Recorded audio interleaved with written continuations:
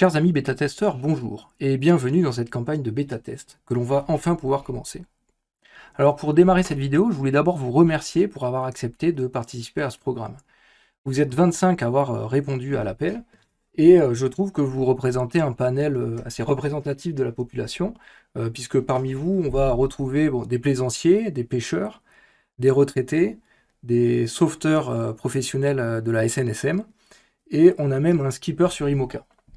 Alors je suis à présent très pressé de lancer avec vous ces tests, de voir comment ça va se dérouler et de récolter vos remarques. Alors comment va se dérouler cette phase de test bêta? Alors, dès que possible, vous aurez TiziBot bêta installé sur votre iPad ou iPhone. Vous allez vous en servir et là très probablement vous aurez des remarques ou des questions.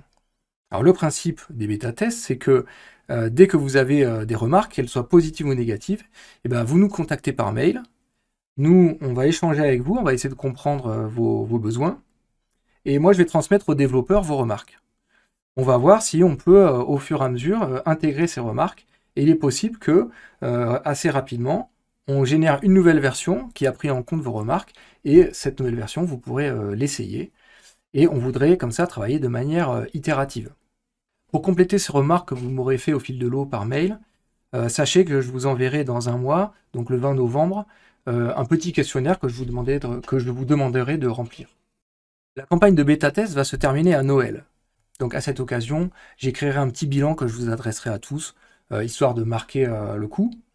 Mais sachez que vous garderez l'accès à la version bêta et vous pourrez continuer à l'utiliser jusqu'à la sortie officielle du produit. J'ai pas encore de date à vous annoncer. Et donc, même après la campagne de bêta-test, les développeurs vont continuer avec moi à améliorer le produit et vous pourrez continuer à bénéficier des mises à jour et à essayer ces nouveautés. Alors, un dernier point important pour finir cette intro. Si vous comptez sortir en mer, tant mieux, vous allez utiliser TiziBot en conditions réelles. Mais si par contre, pour X raisons, vous ne prévoyez pas de suite de sortir en mer, à ce moment-là, c'est pas grave. Je vous invite quand même à utiliser la version, à l'essayer de votre canapé. Je suis sûr que vous aurez quand même des remarques ou des questions à nous adresser. Alors d'un point de vue un petit peu plus matériel et pratique, je vais vous indiquer dans un email séparé comment vous allez faire pour récupérer la version bêta de TiziBot.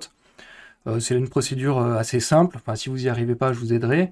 Mais en gros, ça passe par une application faite par Apple qui s'appelle TestFlight. Et c'est à travers cette application que vous récupérez toutes les versions successives de l'application bêta. Alors, je vais vous montrer, l'application bêta s'installe à côté de l'application officielle que vous pourrez toujours continuer à utiliser. Donc là, vous voyez, sur mon iPad, j'ai deux applications TiziBot. À droite, j'ai l'application TiziBot officielle, celle qui correspond à la version App Store, celle que tous les utilisateurs utilisent. Et à gauche, la version spéciale de ce programme de bêta-test. Donc là, pendant cette phase de bêta-test, je vous invite à utiliser la version de gauche, la version bêta. Alors, un point important, cette version bêta ne va fonctionner que sur le bassin de Quiberon. Vous n'aurez des cartes que sur cette zone. Donc, si jamais vous devez sortir et aller naviguer plus loin, à ce moment-là, vous devrez utiliser l'application officielle TiziBot, celle qui est à droite. Mais sans plus attendre, rentrons dans le vif du sujet. Quelles fonctions allez-vous tester? Tout tourne autour d'un thème central qui est les cartes. Les fonctionnalités nouvelles à tester sont les nouvelles cartes vecteurs, les nouvelles cartes communautaires et les nouvelles cartes de pêche. Et je vais vous montrer tout ça à travers une démo, vous allez tout comprendre. Donc je lance mon TiziBot bêta, et tout va se passer ici, au niveau des calques de cartes. Vous connaissez sûrement déjà les calques raster et vecteurs.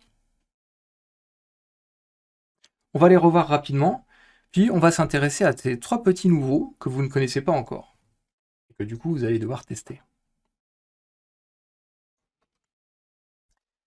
Les cartes vecteurs et raster existaient déjà dans les précédentes versions du produit, mais simplement, il est probable que vous n'utilisiez que l'un des deux, parce que c'est des produits payants et séparés. Donc là, vous aurez accès aux deux sortes de cartes, et du coup, je vous invite à essayer l'un et l'autre. Alors vous voyez qu'en jouant sur les calques, on peut très facilement passer du calque vecteur au calque raster, et ça permet de voir très facilement les différences. Alors la carte raster, pour rappel, c'est simplement un scan de la carte papier chaume. Alors, si vous êtes comme moi un amateur des cartes papier, vous allez aimer ces cartes raster. Alors l'inconvénient des cartes raster, c'est que vous ne pouvez pas du tout interagir avec les cartes, puisque c'est des cartes qui sont un petit peu bêtes, c'est juste des photos que vous affichez à l'écran. A l'inverse, la carte vecteur est plus intelligente, plus interactive. Donc par exemple, je peux cliquer sur une bouée ici, et je vais avoir des informations sur cette bouée. Par exemple, je vois qu'elle est rouge, c'est un cylindre, etc.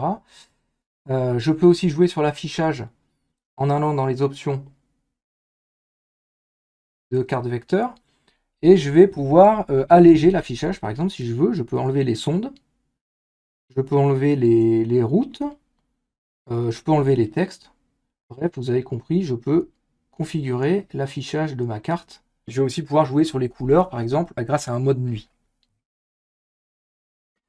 Donc l'avantage des cartes vecteurs, c'est cette possibilité d'interagir et de configurer. L'inconvénient de la carte vecteur par rapport à la carte raster, c'est son look qui est très électronique.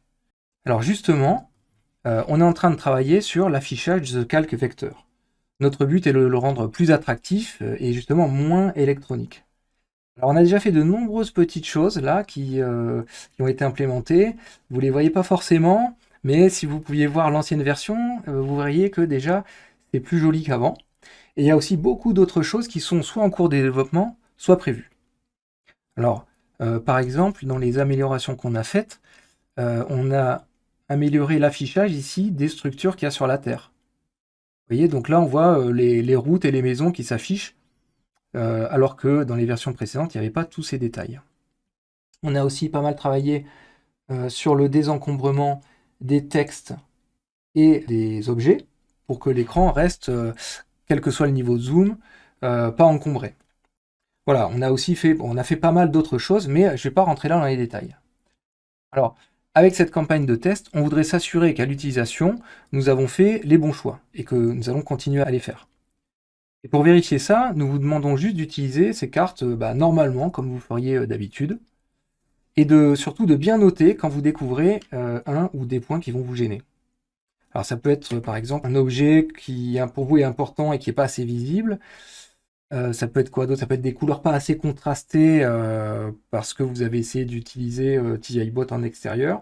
Donc ça peut être autre chose. Tout commentaire que vous pourrez faire sur ces cartes vecteurs, encore une fois positif ou négatif, on vous invite à nous écrire et à nous en faire part.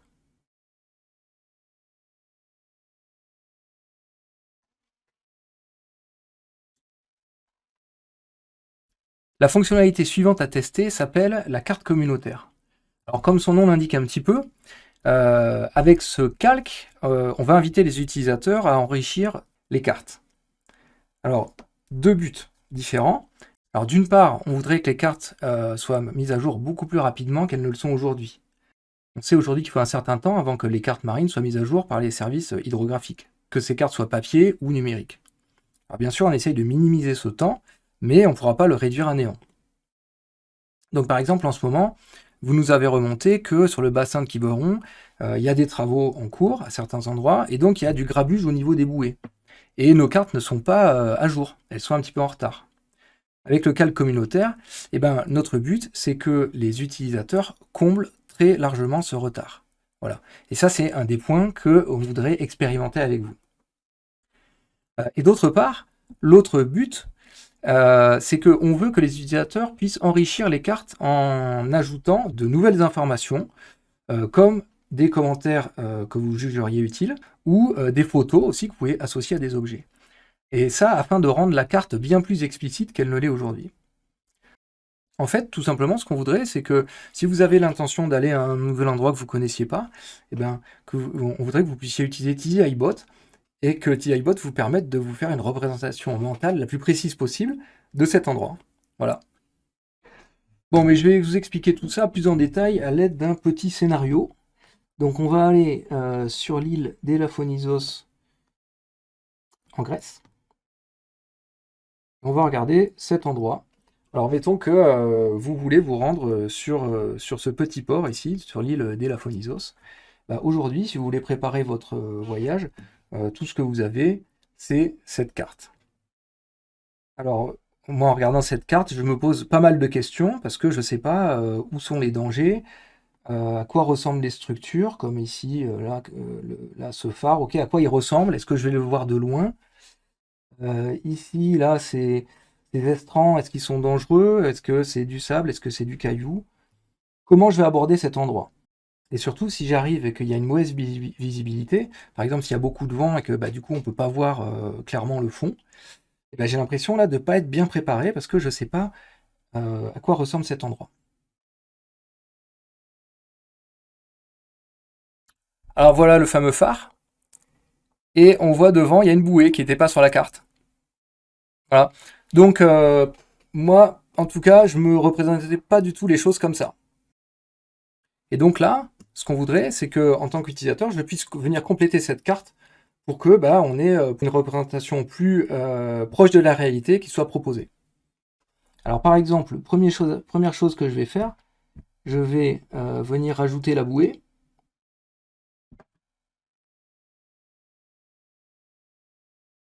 Donc là, j'ai toute une série d'objets cartographiques qui sont triés par catégorie. Donc là, je vais choisir dans les bouées et je vais ajouter une bouée latérale rouge.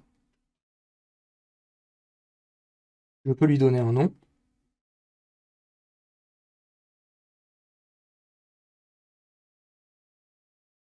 Bon, c'est pas son vrai nom, pas grave. Et ensuite, ce qui est important également, c'est que je vais pouvoir laisser un commentaire pour donner des indications aux personnes qui vont passer derrière moi.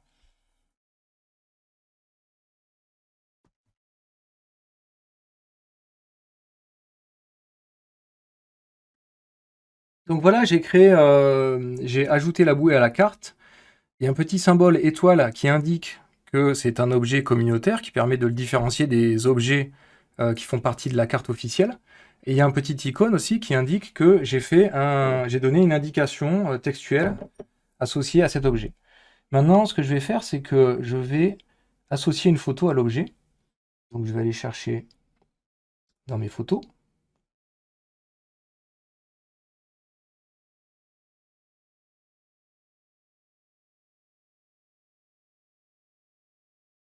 Voilà la bouée. Et maintenant, il y a un petit icône qui indique que une photo est disponible pour cet objet. Alors pour aller voir la photo, voilà, je peux cliquer ici.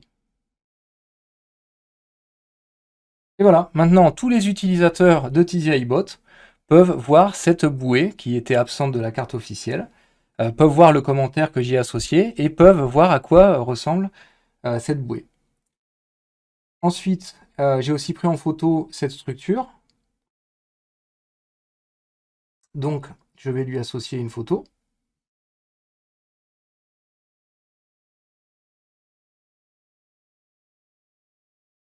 Voilà. Alors, j'ai pris cette photo qui permet de bien voir le phare, mais aussi le caillou sur lequel il est et l'environnement. Voilà. Donc, je pense qu'en mettant cette photo, les prochains utilisateurs qui prévoient un voyage ici pourront se faire une idée de l'environnement.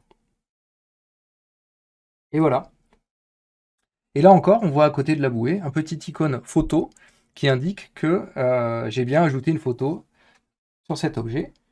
Et là encore, je peux aller voir la photo ici, et tous les utilisateurs qui viendront derrière moi pourront le faire. Voilà. Alors ensuite, je vais pouvoir ajouter d'autres types d'objets. Par exemple, j'ai remarqué que au sud de ce récif, il y avait des déferlantes un petit peu dangereuses. Donc, je vais ajouter un icône vague et je peux mettre un commentaire.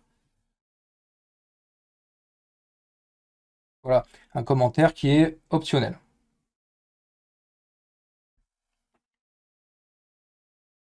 Ensuite, ici, le port, on voit qu'il n'y a pas beaucoup d'indications. Donc là, je vais également pouvoir ajouter des informations. Comme par exemple, je sais que ici, j'ai l'embarcadère.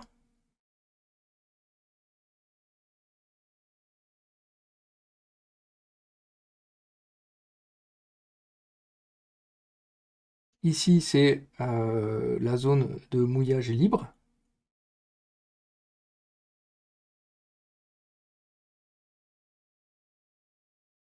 Là encore, je pourrais mettre une photo, ça serait plus sympa, mais j'en ai pas.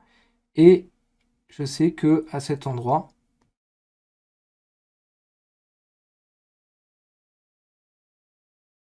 j'ai la pharmacie du port. Alors on voit que comme ça, on peut venir documenter un endroit comme là, une marina.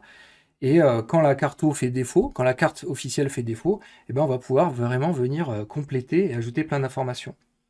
Alors à noter également que sur les objets de type service, on peut venir mettre une note. Donc par exemple ici, c'est une très bonne pharmacie et je vais pouvoir commenter.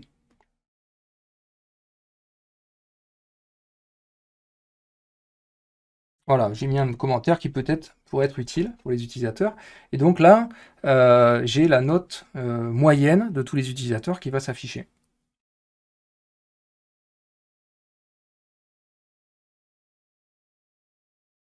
Alors ensuite, en pratique, je vais aussi pouvoir indiquer les mouillages intéressants. Donc par exemple ici, euh, je vais indiquer une zone de mouillage sympa, mais je vais aussi avoir d'autres types d'objets comme les spots de pêche, des spots de plongée, voire même les spots de surf, où par exemple on peut également pointer des plages qui sont sympas.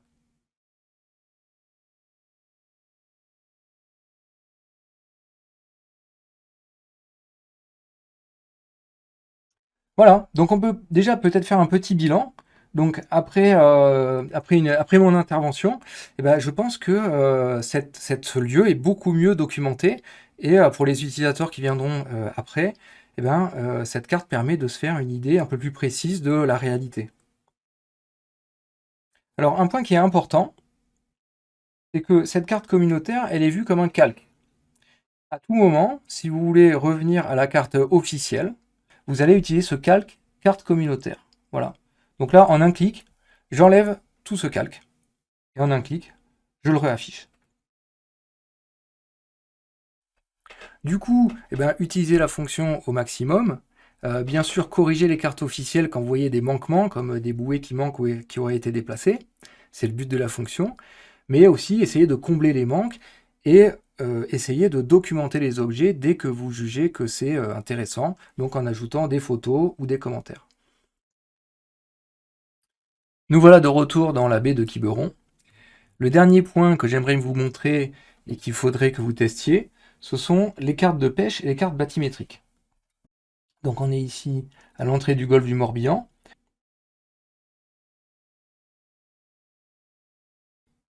Donc là on peut voir le fond déjà avec la carte marine classique. Mais regardez la différence avec la carte de pêche. Avec la carte de pêche, on a généré beaucoup plus de détails au niveau des fonds marins. Et en particulier, on a généré beaucoup de lignes de contour. Et regardez les détails qui vont apparaître ici au niveau du golfe du Morbihan.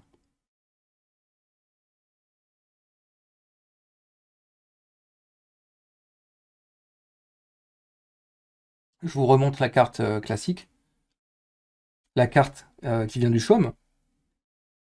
Donc là, vous voyez que au niveau du détail, ça n'a rien à voir. Je vous remets la carte de pêche. Voilà. Donc cette carte de pêche, eh ben, je pense que ça va parler aux gens parmi vous qui pratiquent la pêche, bien sûr. Vous allez pouvoir, par exemple, voir les moindres infractuosités du fond. Vous allez pouvoir suivre n'importe quelle ligne de contour selon votre type de pêche. Mais je pense aussi que même pour les gens qui pêchent pas, vous allez voir maintenant, peut-être, vous allez redécouvrir le golfe du Morbihan ou d'autres lieux grâce à ce calque, parce que finalement, vous allez pouvoir voir vraiment la forme du fond qui va se révéler à vous. En tout cas, moi, je ne savais pas du tout que le fond du golfe du Morbihan était aussi découpé. Et en complément de cette carte de pêche, je voudrais vous montrer la carte bathymétrique. Alors la carte bathymétrique, c'est une autre façon de voir le fond, tout en couleur, avec des ombres. Alors regardez ici comme la carte bathymétrique met en évidence un ensemble de roches qui ressortent d'un fond globalement plat. Et on peut supposer que ces roches ici, ça va être de très bons spots de pêche. Alors maintenant, voyons ce qui se passe si j'enlève le calque bathymétrique. Donc avec la carte vecteur classique, et bien là, à cet endroit-là, on voit absolument rien. Donc je vous remets la carte bathymétrique. Je pense que là, vous voyez l'intérêt de ce type de calque. Et on peut comme ça se déplacer à d'autres endroits.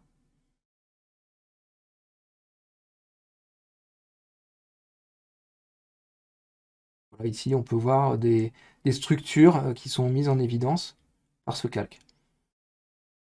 Voilà, donc là, vous avez vu les cartes de pêche et les cartes bathymétriques. Donc on espère que ça va vous plaire. Et on vous invite à les essayer, à nous faire part de vos remarques, que vous soyez pêcheur ou non d'ailleurs. Voilà, c'est la fin de cette vidéo. Je vous remercie de l'avoir regardé jusqu'au bout. J'espère que tout est clair et que vous n'avez pas de questions. En tout cas, si vous en avez, surtout, vous n'hésitez pas et vous m'écrivez à l'adresse suivante que je vous inscris ici. Et d'une manière plus générale, faites-nous part de vos remarques au fur et à mesure où vous les avez, qu'elles soient positives ou négatives, parce que comme je vous ai dit tout à l'heure, on aime bien aussi les vraies critiques, parce que c'est ça qui nous fait progresser.